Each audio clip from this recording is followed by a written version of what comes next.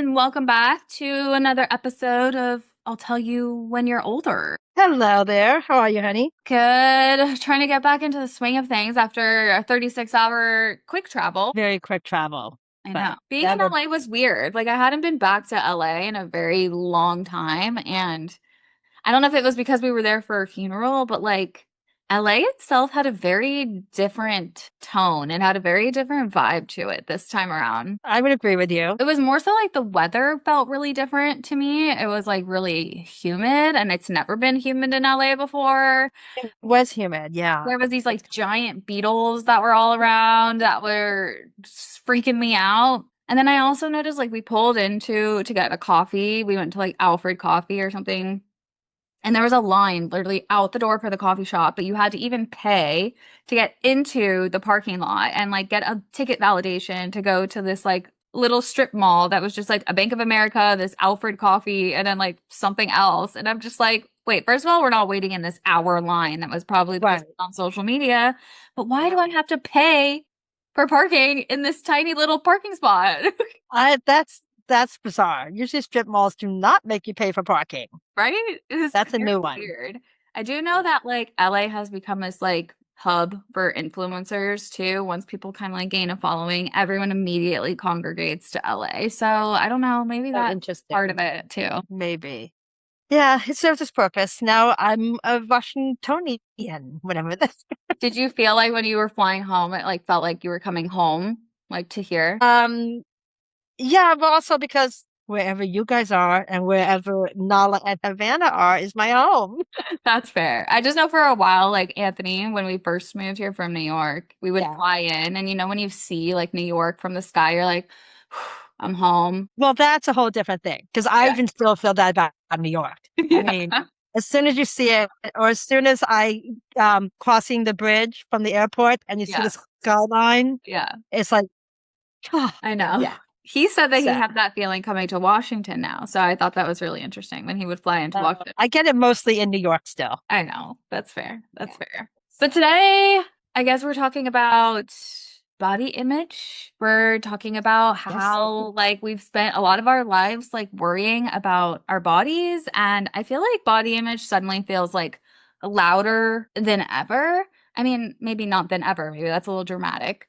But at the same time, I think that, like, Ariana Grande has been so much in the news lately with her being on tour and everyone's talking about Right. how skinny she is and like it's almost like unhealthy. Like I'm not one to ever comment on how skinny someone looks or whatever the case may be, but it is coming to like it's an alarming thing. Yeah, looking at the pictures were definitely or can be a little probably triggering for many, a little disturbing. Yeah. Yeah, and I think, gosh, when are we going to stop? It's, what is it, 2026? Are we ever going to stop commenting, judging women's bodies? Is it this just going to be a cycle, I think, for generations to come? Like my great grandchildren are going to be whatever the version of a podcast is. I know. Talking about it. 50 years still having to talk about this. Gosh, why does this women have to still feel like Not good shit? enough, or that it's always like something to change, something to fix, something to do better, something that's not Yeah. up to like a beauty standard. And it's so interesting because also like I get ads, and this is like I this episode is not like an anti-Ozempic episode. Okay, we are not anti-Ozempic. This is not like body positivity lecture or anything like that. This is not telling women that they should or should not lose weight. But I do feel like I get like ads for Ozempic and like something similar on the daily multiple times a day, whether it's on my TV for like a commercial or like on my phone, just like ads, different versions of it, literally every single day now. Right. Yeah, I would agree with that. And to your point, I think it's and you said it perfectly. It's not are you too thin? Are you too fat? Are you too this? Are you not healthy? Are you not running enough? Are you not there's so many first of all insane health influencers these days. Yeah. You know, you don't even know who to follow or what to believe anymore. No. Everything's an extreme. But I think the most important thing that you kind of said was it's all about having to fix yourself. Yes. It's like, and I'm not excluding men. We're only doing this podcast again from the female perspective because we are females. That makes But it's just enough of always having to feel like you need to fix yourself because we're not broken. Mm-mm. It makes so many of us women living day to day feeling that we are broken Yeah. and you're not something to be fixed. No, absolutely not. I just feel like for generations, like we've spent so much time believing that our bodies like determine our worth, or it's like we can't do something until this, or I can't feel good in my own skin until this happens. There's always like a when this happens. But I was like, did this start with social media because it's so in our faces? But I don't think so because like you go back and back and back and we talk about the generations here and like we learned this stuff long, long, long time ago. Maybe it was consumerism to sell beauty products, to sell food, to sell diet food. Like honestly, like I don't know. Do you remember when like bodies became such like a topic of conversation? Well, I think to your point, 100% agree. It's been going on for hundreds of years. Yeah. It really has. And yeah, whether it's to sell something for women, I actually heard that, and I took history a very long time ago. um, there was a time that a heavier woman Yeah. was more attractive and longed for because it also meant you were wealthier and you could afford food. We're talking like the 1800s, like way back then. Yeah. So it was kind of a little bit more status to be a little bit more healthier because you were a higher class. You weren't starving. That actually makes sense. Right? Isn't that fascinating? Yeah. Yeah. And then the trends became being thinner. I mean, I remember watching old I Love Lucy episodes, and that was filmed in the 50s, where Lucy and Ethel were on crazy diets. What? Yeah, back in the 50s and doing all this stuff to get thinner. And Huh. they were never happy to begin with. So I think it's been in our zeitgeist, Yeah. Yeah. forever, commenting and women feeling they always have to change their standards, be something different, whether it's being heavier, whether it's being skinnier. I think it goes back and forth.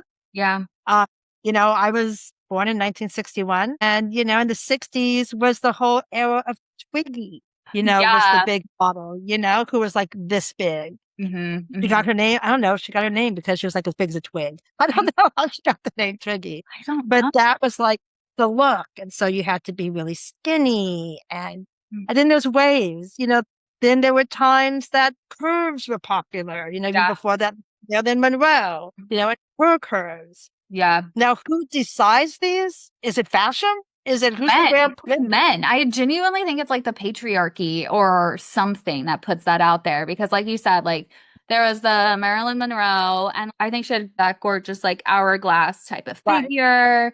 And you mentioned Twiggy, but then we also go into the 90s too when like the word heroin chic was like the thing people were How talking about. awful. Is that Yeah. like Kate Moss? Like, Yeah. Kate Moss and that whole like supermodel era. And then we go immediately into even then the Kardashians and they're getting like BBLs and they have the super tight waist and they have their boobs done and then like they put like injections. So it's like then everyone's trying to do that and we're going back and forth and back and forth.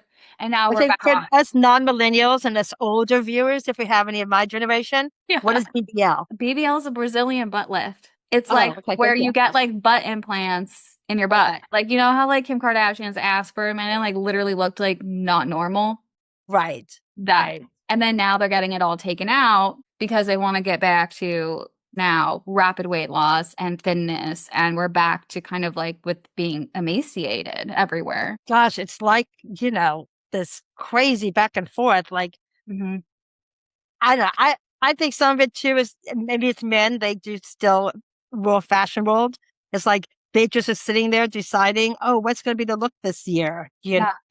Want to design for. Or how can we make money from like women this year? We made all the money this way. Like now let's like start something new and profit off of it that way. I Yeah, because saw. there was even not that long ago, maybe even there was the whole embracing, more larger women Yeah. and getting fashion designers to make more plus sizes, with like someone like Ashley Graham, who I Yeah. think is beyond beautiful. Had Lizzo for a second was super body positivity and that whole era as well. But it's just really interesting because I see younger girls, like even like I'm not old, but I'm not young, but like I'm talking like teenagers and like middle schoolers, like really focusing on those types of things and seeing that. Like they're seeing like the Ariana Grandes who look like that and then realizing my body's never gonna look like that. And like, how do I Mm. even do that? And then you have like eating disorders developing because that's what they're seeing every single day. Um,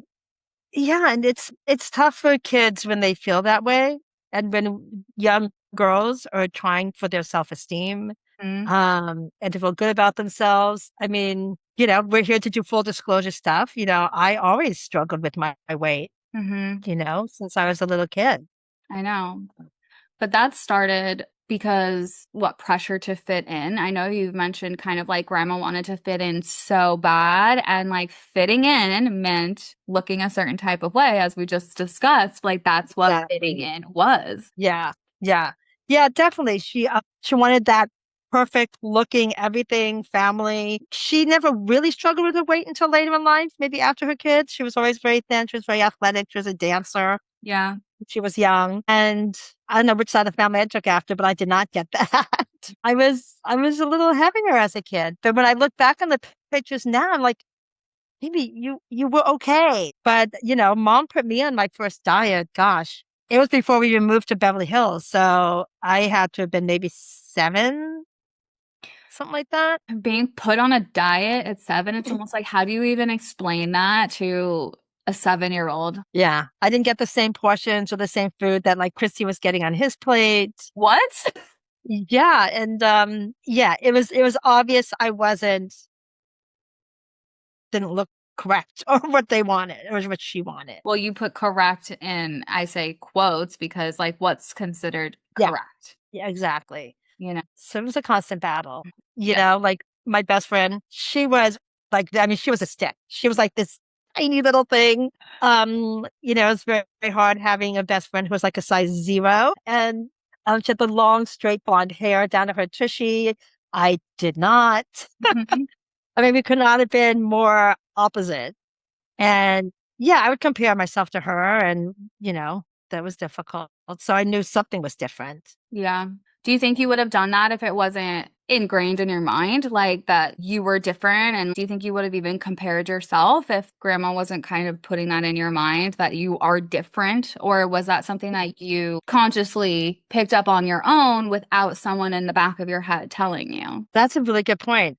I'd be surprised if children would pick that up on their own. I'm trying to remember. I haven't been in my child study programs for 40 years. I Yeah, think so. because I think kids naturally want to love themselves. Yeah, 100%. Like even the stuff No, like racism and those kinds of things, kids like don't think like that until like their parents are feeding it into their brains and or creating society. beliefs or society. Exactly. Yes. Yeah, yeah. So, but yeah, it was a big thing. I mean, when I was, I think 11, she actually sent me away to fat camp. That is just diabolical to me at 11. It was my first experience being away from home. Yeah.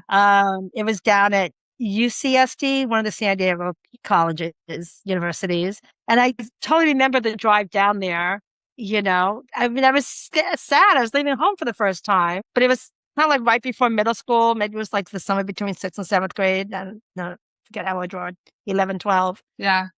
And yeah, I guess she wanted me to look all new and thin, I guess, to go into middle school. What was even that like? That just sounds like really, to be honest, traumatizing. Because I even remember in the 90s watching the show. There was a show literally called Fat Camp on MTV.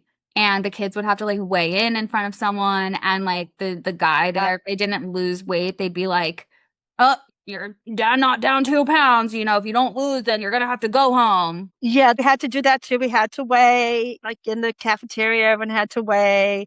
They measured out our food. We did a lot of exercise and activities. And we would, at campfire, we would sing songs. We did try to do like this little campfire.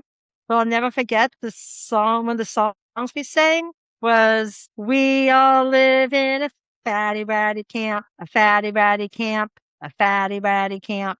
We all live in a fatty ratty camp." I mean, They had us sing that song. I couldn't even like that just sounds like a humiliation like ritual, to be honest. Yeah, it was pretty awful. Did you ever It- tell grandma that they were like doing those things or no, I wasn't a kid who really fought back much, yeah. you know. Mm-hmm. But yeah, it was awful. It was really awful, and it didn't stop there. It was, I kept the weight off for a while, then I would gain a little bit, and throughout high school, junior high and high school, I was put on one diet after another. There was this one place, um, this called the diet. I forget what she called it. And it was this place that you would go in and weigh, and they were giving you some weird shot. Mm-hmm. It was from something pregnant. I really don't even remember if it was a pregnant woman's urine shot or if it was like pregnant pigs or something.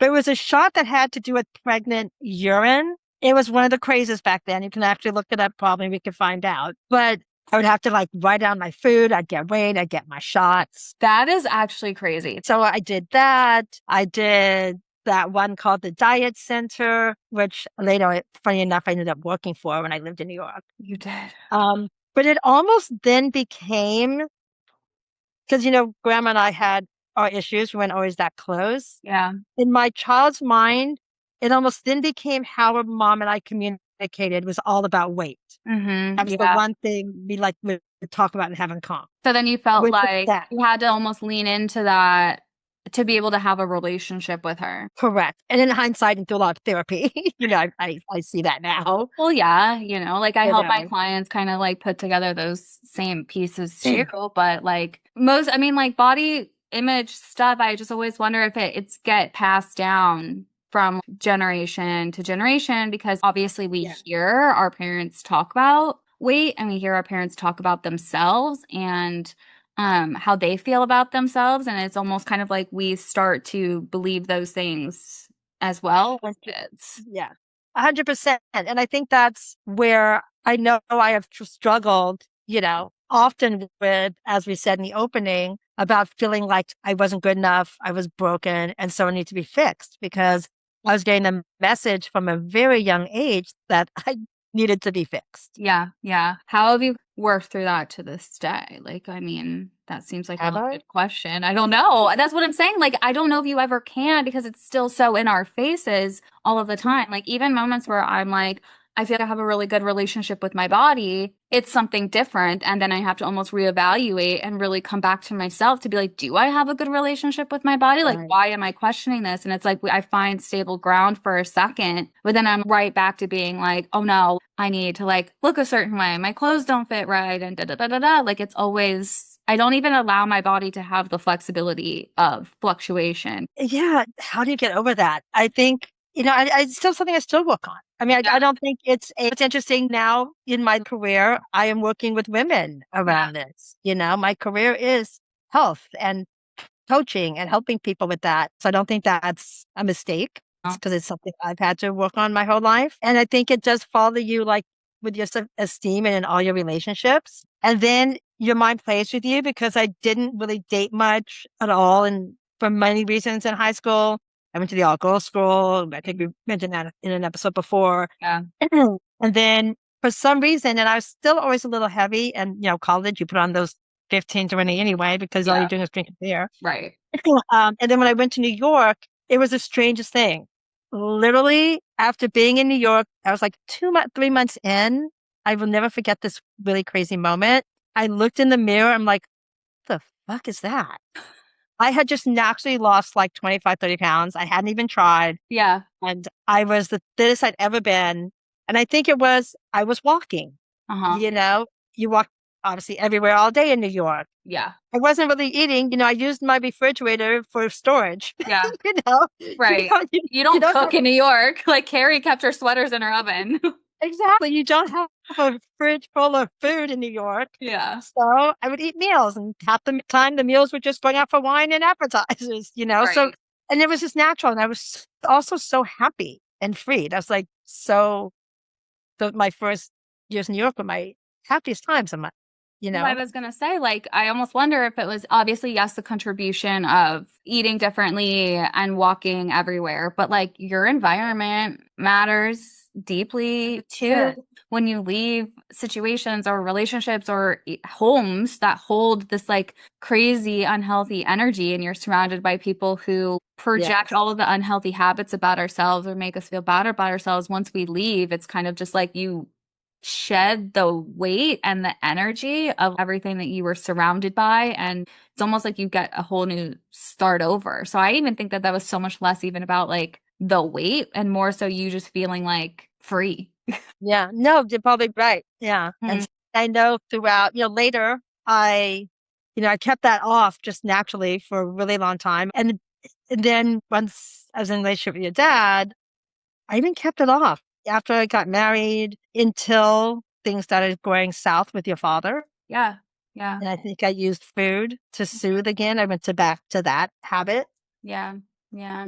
I feel like I've always been like opposite, and I don't know if it was because of growing up around verbiage of like, I need to lose weight, or oh God, I look so awful, or like I'm so fat, and da da da da da. And this is obviously not to blame you, but like we said, like when you do grow up Yeah, around it, I did become very hyper aware of those types of things from hearing it growing up. I'm sure. And I think about that often and I totally regret that because, yeah, I struggled when you guys, Hmm. I was on all the different diets when you guys were young.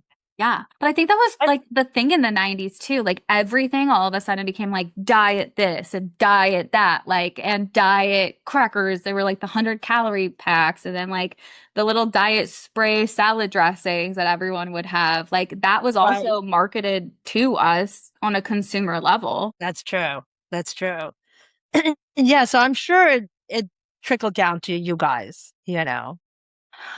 generational possibly. How was it for you? Because you were also in a cheer, Yeah. Yeah. I know. which is something that y'all were wearing those teeny little skirts and it's very body. Do you think that affected you with body image or? Well, I was always like, I wasn't even bigger than my friends, but like if you look at that one photo, there's a photo of like all of us at the beach that I still have to this day because Chase is in that photo, my friend who passed when I was 13. I'm literally taller than all of my friends. I'm bigger than all of my friends. I have boobs. I have like thighs. It's almost like I went through puberty first more than Right. any of my other friends. And like literally like the other girls in that photo look like babies compared to I felt like an Amazon woman like in this photo towering over everyone and I'm still Right. like 5'2" to this day.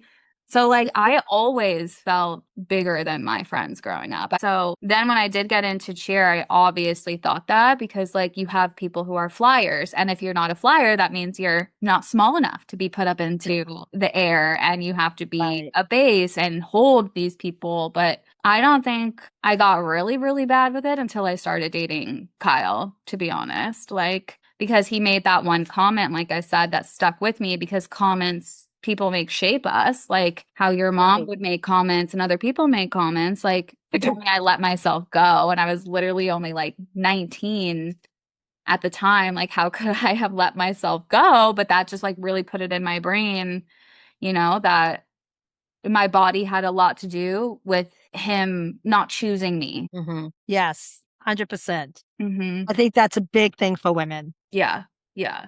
Absolutely. And it just like after that, I started developing even a really unhealthy habit because after I left him and moved to New York, I'm like, oh, I'm free, but like no one's gonna like me if I'm not skinny. And I started like abusing Adderall and I started like really like not eating and really needing to be so skinny. I got down to like skinniest like I've ever been during that time. Right. And although I was like healing from that relationship, I didn't have the tools that I have now to even know what healing from that actually looked like. Exactly.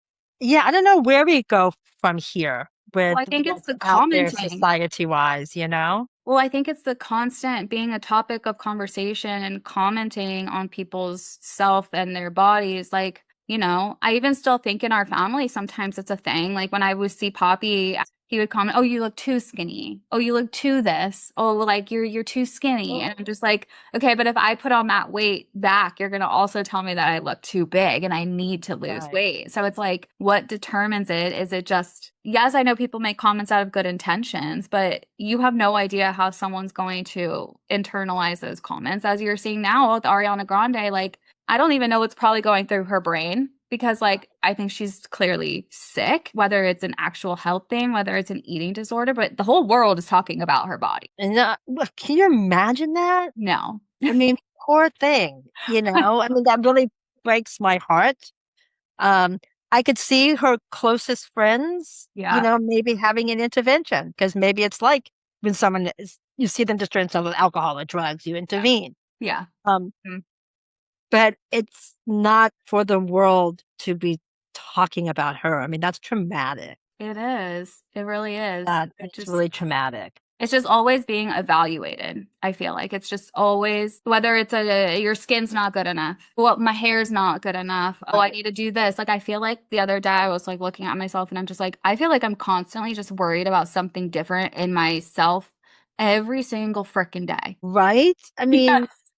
I can relate. I mean, because I can, and I say this lovingly when I talk about things that grandma did for me. I'm not Hmm. gonna say to me, Yeah. because she was already doing the best she could from the time, right? Yeah. And also she was trying to fit it in. We talked about it being, you know, African American in a very white society. You try to fit in. Yeah. Yeah. So, you know, she was my weight. She was always putting me on a diet, my weight.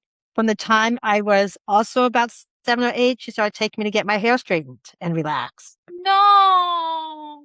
You know, so I, maybe that's why I've had therapy so much in my entire life. Yeah, like what do you tell yourself makes me good enough? You know what I mean? Like if I can't just Right. exist, do I then have to go internally to really dig deep to be like, okay, like am I good enough because I'm just a good person? But like society's never going to tell us that. If you treat people kindly, of course you are enough. If you're nice to yourself, you Right. are enough just from like being born, but it never feels that way. It never feels like you Right. catch a break. Especially when someone you feel the one person who's supposed to protect and love you so much Hmm. and love you for who you are Yeah. is trying to fix you. Okay, well, I'm too fat. My hair's not right. Hmm.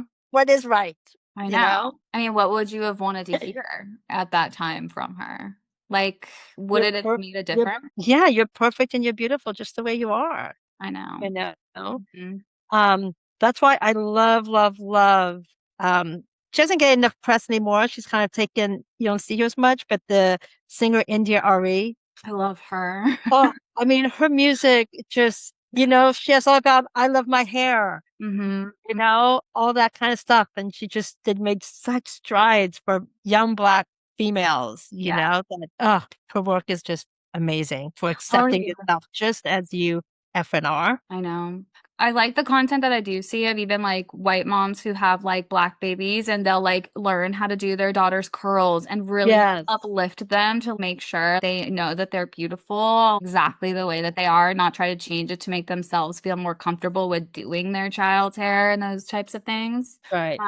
Do I think though that wanting to change things about yourself and your image is a bad thing? I guess that's like another thing. I don't think so. I think it's how society approaches things. Mhm. You know, I think that since we're kind of like talking about weight and all that stuff, I think the important piece that we get away from is really looking at it as health. Yes. Yeah. And that's a different conversation. Yeah. You know, Mhm. we look at it, I think, so much from just a beauty aesthetic standard. Yes. And yes, I mean, this is how I make my livelihood today. I don't even know if people know that I am a fasting health coach and a meditation spiritual teacher. So I spend my days helping people get healthy. I Yeah. don't think of it as helping them get thin or that. I'm helping them get healthy. Many of my clients have type 2 diabetes or they're pre-diabetic or they have other little metabolic issues.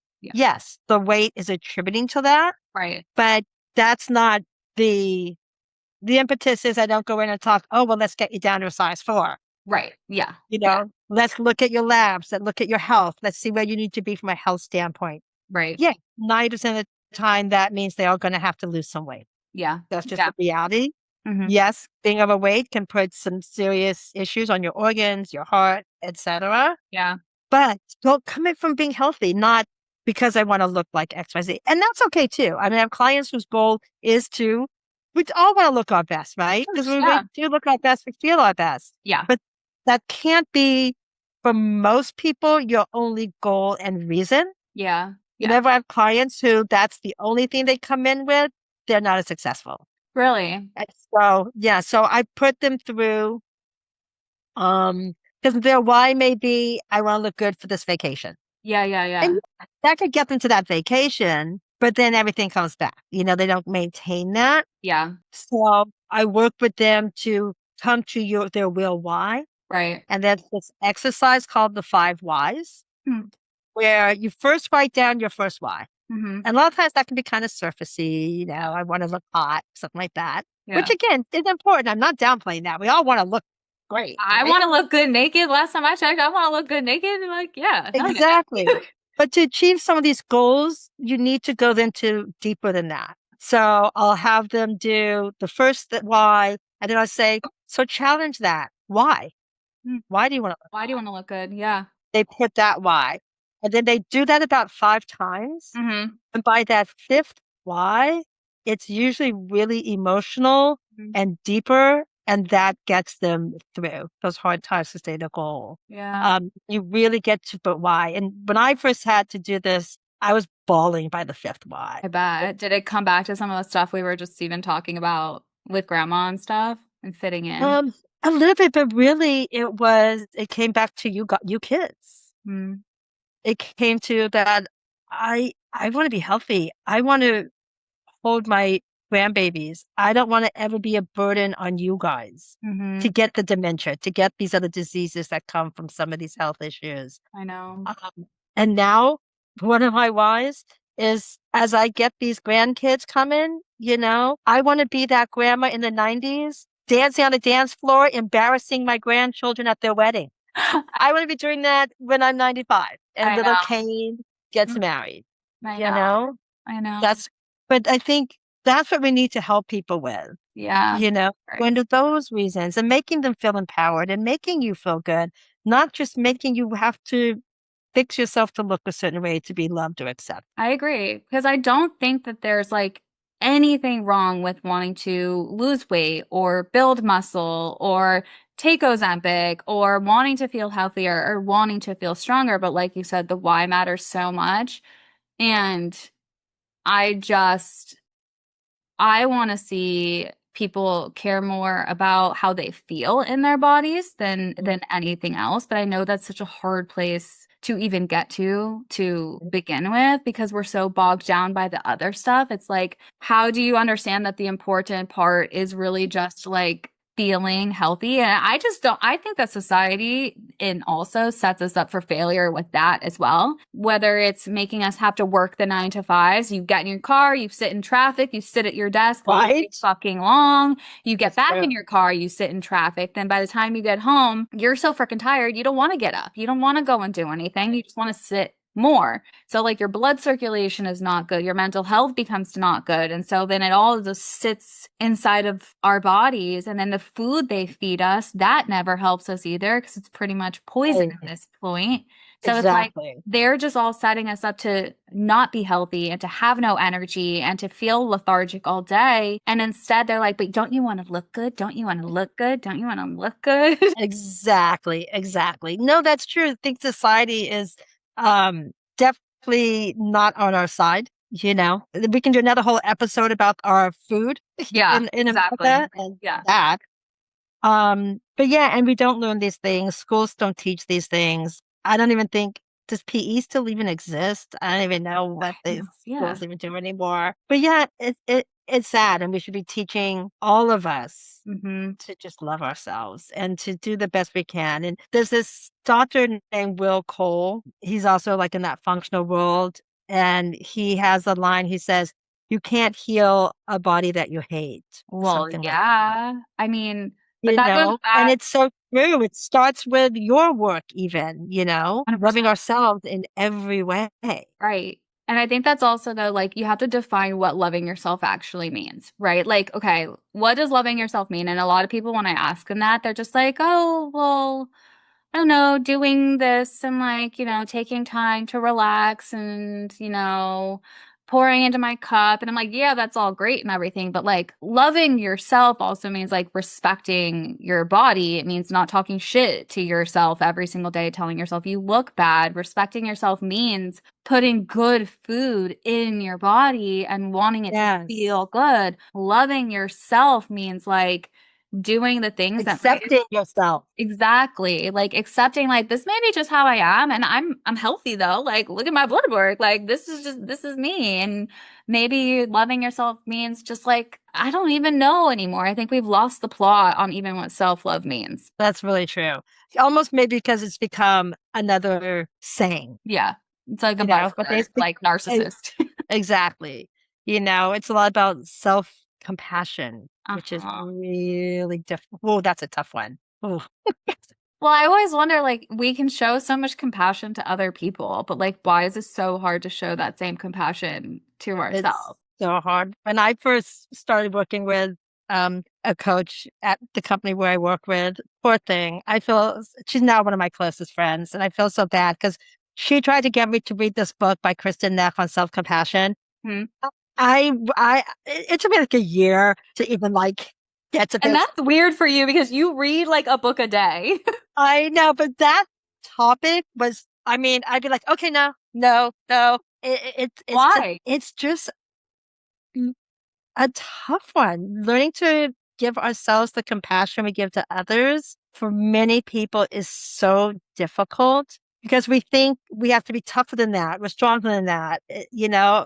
I came up with that's even too much for me, touchy feely. Yeah. And it's one of the hardest things with my clients for them to give themselves that self compassion. That's really interesting because how can you even give compassion to other people though if you don't even know how to give it to yourself? Is it even genuine when you give that compassion to others if you can't give it to yourself? I think it is. I definitely think it is. I know some very, very compassionate people that don't give it to themselves. I think we're just so hard on ourselves and we think we have to be perfect.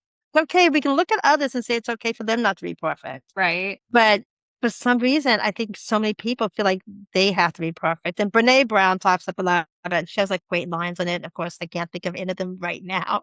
But we come from a society where It's never everything good has enough. to be, yeah, it's just never good enough. You never have enough money, you never have enough this, you never have enough that, you don't like have enough friends, but then if you're too introverted, like it's just everything, like So we're really hard on ourselves. and health and self-acceptance don't have to compete because like you can obviously pursue fitness and you can obviously pursue everything else that you want to while also accepting yourself. I feel like we'll choose one or the other. If an influencer who was maybe like body positivity, maybe more what some would perceive as like heavier, I put that in quotes, right? And then Yeah. they decide that they want to go on their own health journey and they want to start taking just like they want to move their body more. Maybe they want to eat more clean. They just want to feel a little bit better. Literally, the internet will attack them and make them feel bad for wanting to do that because, well, why you said you accepted your body? Oh, you said you Oh, felt good in yeah. your body and you were promoting body positivity. Why are you trying to now do this now? It's like, okay, so now I'm still not gonna meet everybody's standard. Right. Like, I can't win here. That's really hard. I It's like, know. it's okay to like, it's the same. Yeah, that's so interesting because what does it have to do with really Well, giving two truths can myself be true at both one time. ways? Right.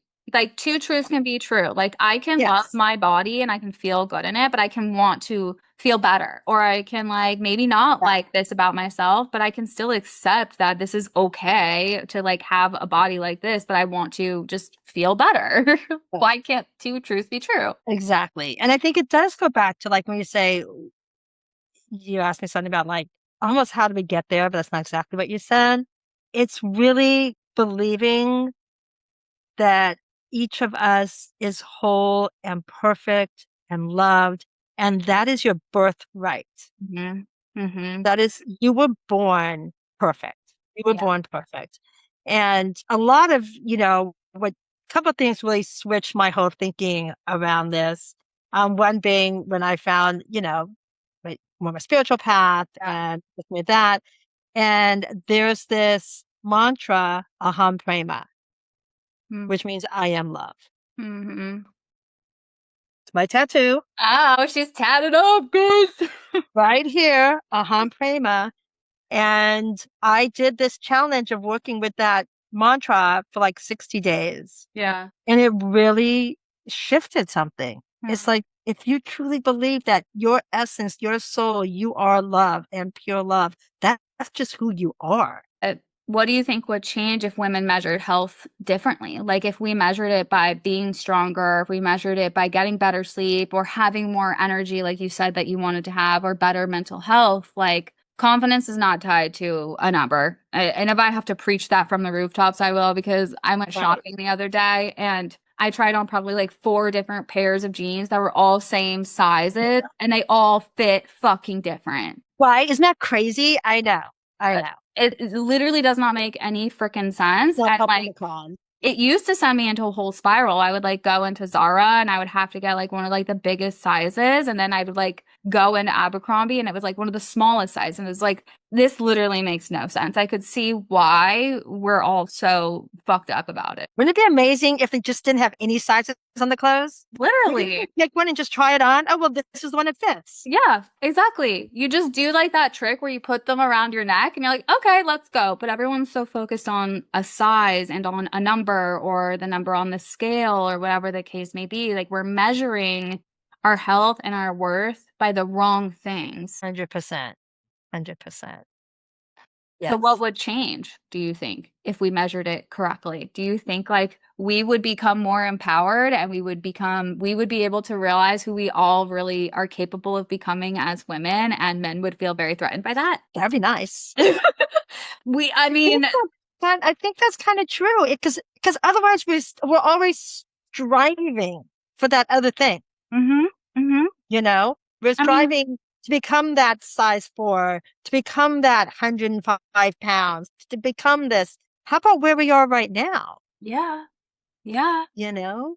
I do think that this does get a little tinfoil hat, a little woo woo, but I don't even think it's that woo woo. I really do think like they do this to women to bring us down, or else we will really be able to understand and find like the true power that we have like within us to overtake the patriarchy because we are all smarter. I'm sorry, but like, Well, I don't even think that's too rude. I think if you look at, and we're not going to go down this road. If you want to cut it, you can. Like even something like politics. yeah, When the press and people talk about a female politician compared to what they say about a male politician, yeah, let's use your word, diabolical. it is. They're talking about how she looks, what she's wearing, her Yeah, hair, her you don't smile. smile enough.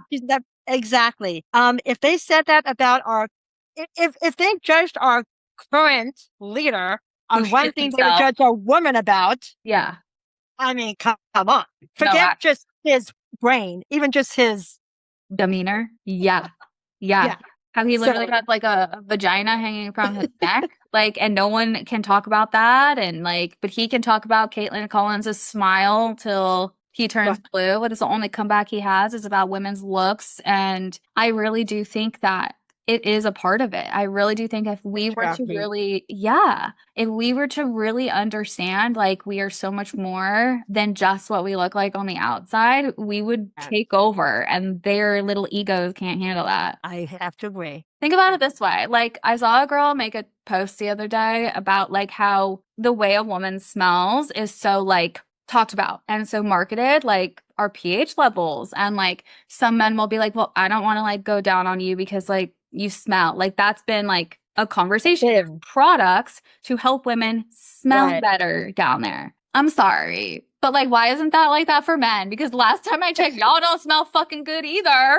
It is not all roses and lavender down there, guys. Exactly, but that's never talked about. It's That is never so true. It's always us that like has to shave and like we can't have a bush at the beach because oh, God forbid, like that's a body part, right? Yeah. The normal part of your body. Literally. It's so true. That is Yes, that's the standards they put on women.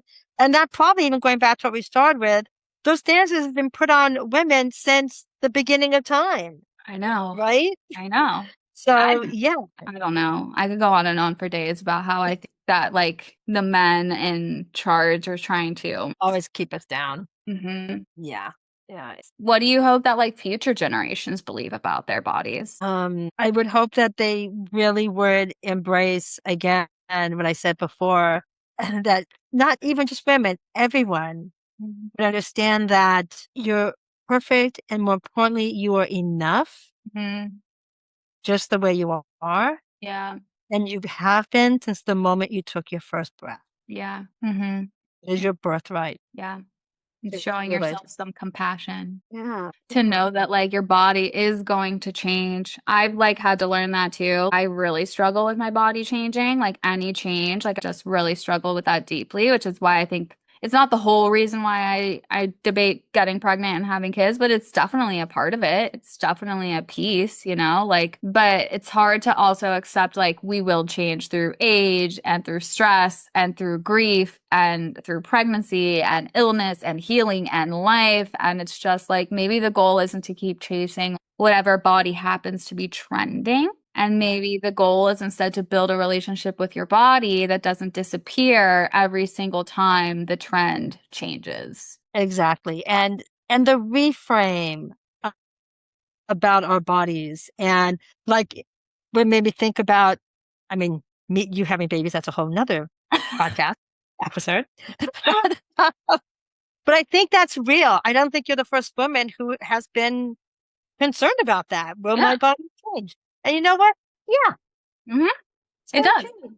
I I mean, know. can you get back to whatever body that you desire? Most women can. Yeah. But how about reframing it that in all kind of all those steps you just mentioned, being grateful. I know. You know, the gratitude that we have, us women have a body that Hmm. can give Do life that. and create another human. Yeah. I mean, how is that not celebrated more? How is if that little flab maybe you may get from your stomach not flipped and desired and celebrated? That means you just built grew a life in A you. human, I know. But that's why I say Isn't it that goes back amazing? to the patriarchy potentially because they don't want us to realize how incredible that is. Instead, they're gonna like be like, "Did you bounce back fast enough?" Right. I mean, it's amazing. And I think that is also another piece of it. Like when we talk in the community I work with, when they talk about their fat arms or whatever they may talk about, how about thinking it about your arms that hug your child? You're Hmm. all grateful for every part of you. Yeah. Yeah. Because it goes back to when it's loved, it will heal. Yeah. I You know. know, be grateful for those bigger thighs that maybe make you run and Yeah. jump and be able to be active, you know? Hmm. I think I think for all of us, gratitude is a really big practice of mine too. Being grateful for where we're at and what we have.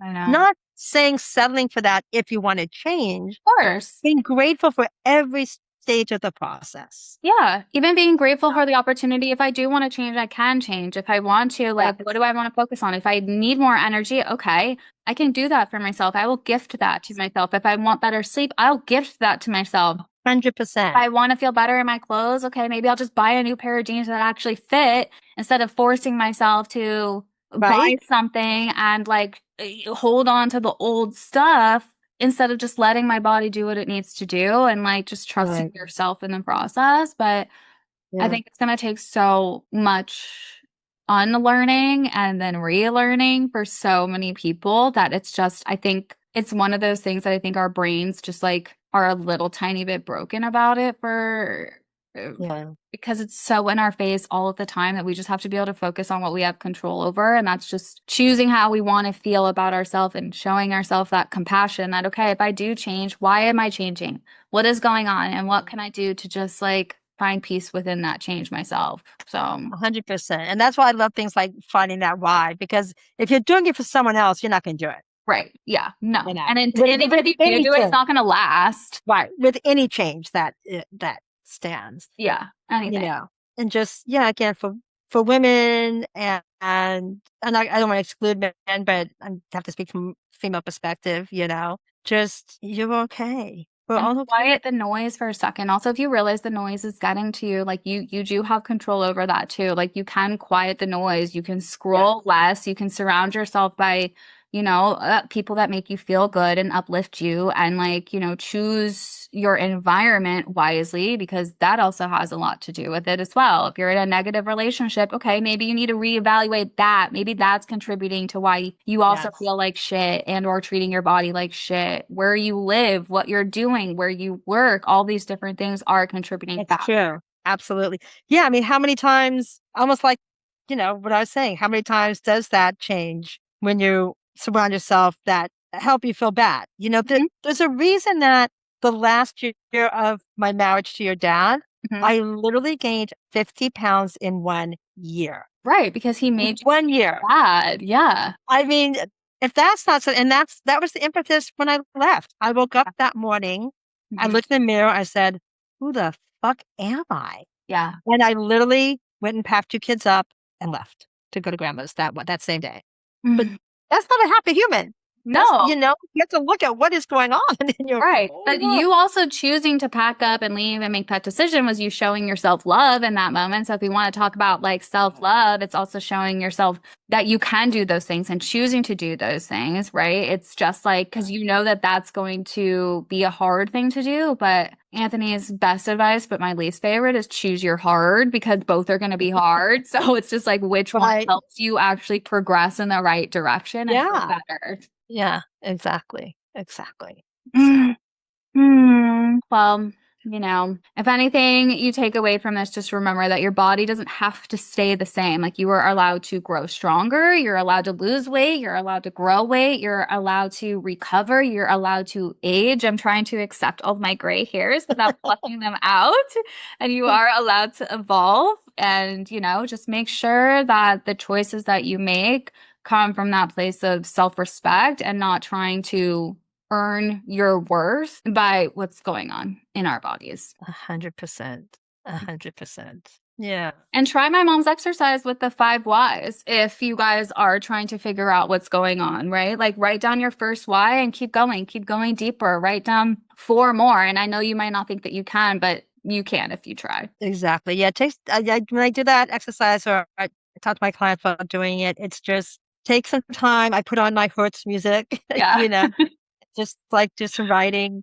We'll do maybe a whole nother episode on the whole meditation thing Yeah. world, but you know, everything to heal yourself, meditation. We talk about the 4 pillars. I work with my clients and I set the goals for to make changes: mindset, mindfulness, meditation, movement. If that's just walking, walk. That's the most amazing thing you can do, is get out and walk. Get You're a getting dog. It'll force you you're to. getting everything. Yeah. Walk. Nourish your body with foods that serve you well. And Mm-hmm. that's going to be different for everybody. We're not cookie cutter people. There's foods going to serve you that don't serve me, and vice versa. Yep. You know? Yeah. So just, Show just yourself some love with those types of things. That's like honestly mainly what to remember. Like self-love is so much bigger than like what we've even been taught by the industry. Like go deeper. What does it actually mean? Well, I think that was much needed information, even for myself, to remind myself every now and then, like, that it's okay if my body changes. It's also okay if I don't feel great in the way that I'm looking, and I can just kind of really come back to, okay, what's going on within myself? Am I doing this for me, or am I doing this for the outside validation? exactly. Thank you guys for joining us. We will see you next Friday. Yes. Thank you, everybody.